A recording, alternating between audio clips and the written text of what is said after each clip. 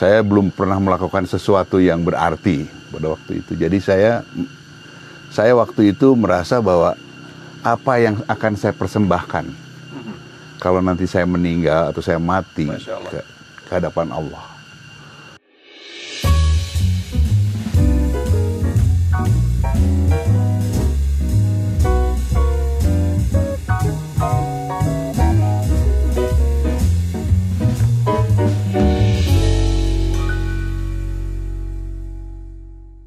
Dan salah satu kuncinya adalah berinteraksi dengan Al-Quran. Tanpa itu, nehi. Yeah. Ini ada satu hal yang luar biasa tadi disampaikan. Ketenangan, Bang, adalah satu kenikmatan tertinggi seseorang ketika sudah berinfak. Abang bisa kasih motivasi lagi untuk para pengusaha nih biar pada tenang. Banyak pengusaha yang galau, Bang.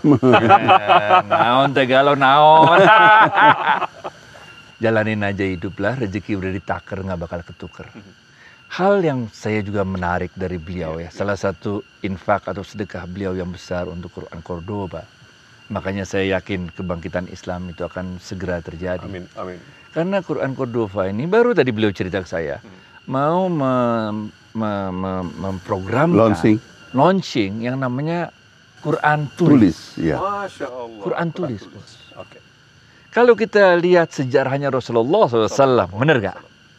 Di awal-awal itu dihafal Quran, Pak. Iya, betul.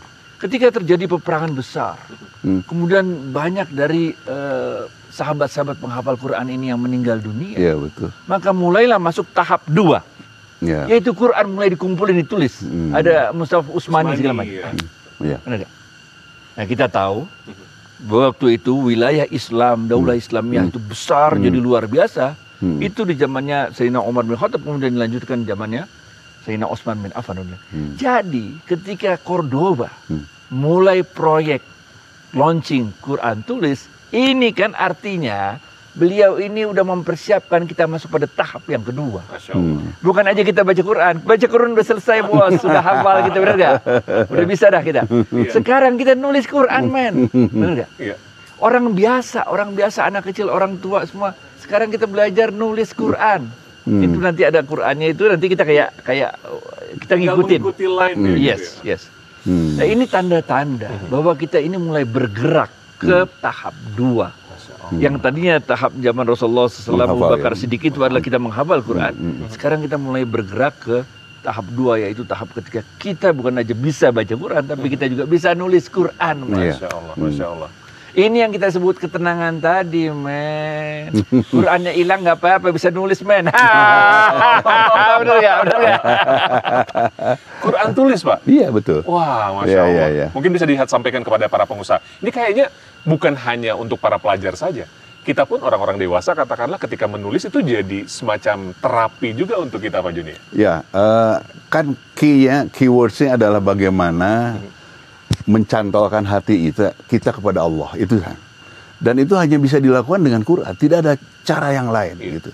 Nah, kemudian orang biasanya mereka punya barrier, apalagi yang sudah usia-usia model saya, untuk belajar lagi itu kan susah. Harus datangin guru dan sebagainya. Tapi sekarang misalnya dengan Quran tulis, dia belajar sendiri, dia menulis, berarti kalau dia menulis, dia membaca. Orang membaca belum menulis, tapi orang menulis pasti membaca, ya gitu. Jadi dengan sendirinya, ketika dia menulis, dia belajar. Oh, ini alif, ini ba, alif lam mim, dzalikal kitabul la raiba fihi, misalnya seperti itu. Dia kan lihat, oh ini ba, gitu dan sebagainya. Terus, jadi kalau dia misalnya bisa menyelesaikan 1 juz, 2 juz, 3 juz, itu sudah sangat luar biasa gitu. Dan dia misalnya dia katakan kepada anaknya, ya anakku, ayah memberikan sesuatu yang paling berharga dari hidup ayah kepadamu. Quran yang ayah tulis sendiri. Itu mantap nggak itu, Pak? Mantap. Itu bisa jadi tren tuh ini, mahar kawin. Mahar kawin tulis tulisan sendiri. Iya, betul. Jadi sekarang itu bagaimana kita menyambut barokah Allah itu turun. Artinya karena bagi Allah itu mudah sekali untuk Indonesia jadi baik itu, sangat mudah. Tapi yang ditunggu Allah itu kita mau nggak? Kita nyolokin staf kontak kita ke listriknya Allah itu. Itu sebetulnya. Nah, dengan gerakan Quran tulis ini berarti nggak ada barrier. Mau dia pelajar, mau dia orang tua dan sebagainya, dia belajar menurut Islam ini. Tidak ada mazhab-mazhab, kita semua Islam. Gitu. Luar biasa. Karena bagi Islam Quran ya Quran gitu, bagi semua. Kembali ke tentang sedekah ini ada satu hal yang juga menarik. Ketika kita diminta oleh Allah menginfakkan harta itu di kala lapang dan sempit, Bang. Nah, mungkin banyak di antara kita yang ketika lapang oke, gitu ya, tapi ketika sempit wah berat gitu. Mungkin Abang bisa memberikan gambaran kepada para pengusaha ini, ketika sempit apa sih yang bisa kita lakukan, atau ketika sempit apakah ada keistimewaan lebih dari Allah Subhanahu wa taala? Jadi salah satu kalau kita baca di kitab tasawuf salah satu makna ikhlas itu adalah kita nggak mau dunia. Kita nggak mau dunia, men. Ya Allah, ya Allah. Bukan kita nggak punya dunia, kita nggak mau. Allah yang ngasih dunia buat kita, bener nggak? Kita nggak mau dunia. Maknanya kita nggak mau dunia itu bukan kita miskin, kita kaya. Sebagian besar sahabat dulu Pak Joni itu kaya, pedagang-pedagang sukses semuanya. Tapi itu harta nggak di hati mereka, men. Mereka dapat banyak, mereka keluarin banyak. Mereka dapat banyak, mereka keluarin banyak, benar nggak? Ini sedekah buat dia itu part of the game, part of life. Bentuk kesyukuran kita kepada Allah itu ya sedekah itu. Iya. Ini ibaratnya kita jadi ATM Tuhan. ATM ya Allah, Masya Allah. Kalau ATM itu jarang dipakai, itu banknya nggak happy. Dia pindahin ke tempat lain. Kenapa? Karena dari setiap transaksi ATM itu dia dapat fee. Kalau sepi, dia fee-nya kecil. Begitu juga dengan diri kita. Kalau kita itu setiap ada orang datang yang perlu, benar nggak, kita bantu. Itu kan diisi ulang kalau ATM kosong. Masya Allah. Allah isi ulang, benar. Kita nggak miskin karena tiap kali orang ngambil dari kita dapat fee-nya, benar. Ini kalau dalam ilmu orang Indonesia kita sebut ini namanya ilmu kantong bolong. Ilmu kantong bolong. Kita nggak miskin, kita kaya.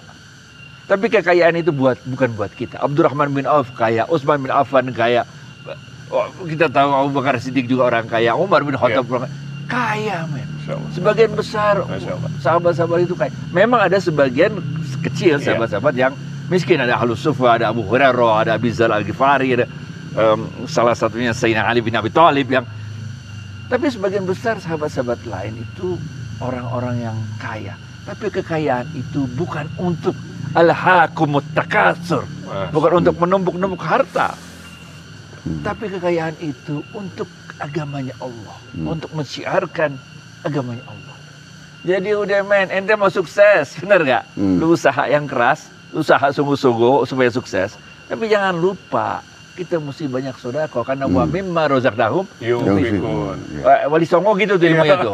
Wa mimma razaqnahum yunfiqun. Jadi sebagian harta lu makan buat lu, sebagian lu kasih orang.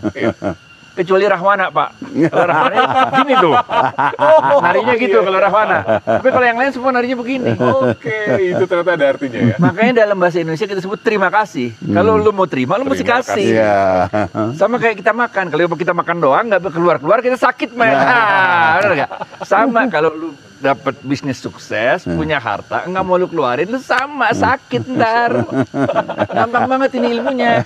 Dan Pak Joni ngerasain sendiri ya, ketika katakanlah keluar, luar biasa, bahkan diinfokan satu perusahaan pun, kayaknya nggak akan berkurang dan terus bertambah ya Pak Joni? Nggak. Karena kebahagiaan itu kan tadi udah jelas bahwa makin banyak harta itu belum tentu bahagia kalau dia tidak melakukan menginfakannya. Tapi dengan menginfakan itu justru itu yang kita dapatkan gitu. Inilah yang harus dilakukan oleh teman-teman pengusaha. Ya? Kalau ingin sukses, infak yang banyak. Ini banyak para pengusaha katakanlah pemuda gitu ya, masih muda, masih berapi-api gitu. Pak Joni dulu kapan sih turnover? Tadi kan 50 tahun ya, Pak Joni menyampaikan. Tapi apa yang bisa diberikan semangat kepada para pemuda ini? Mumpung muda, ayo gitu. Kadang-kadang kan, tenang aja deh, nanti udah tua gitu aja nih. Enggak, kalau berbuat itu harus langsung. Begitu kita punya kesempatan, punya kelebihan, kita langsung harus melaksanakan itu.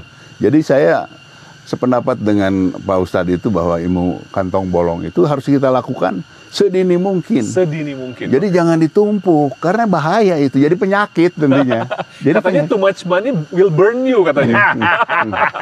Iya, apalagi if you get it in wrong way.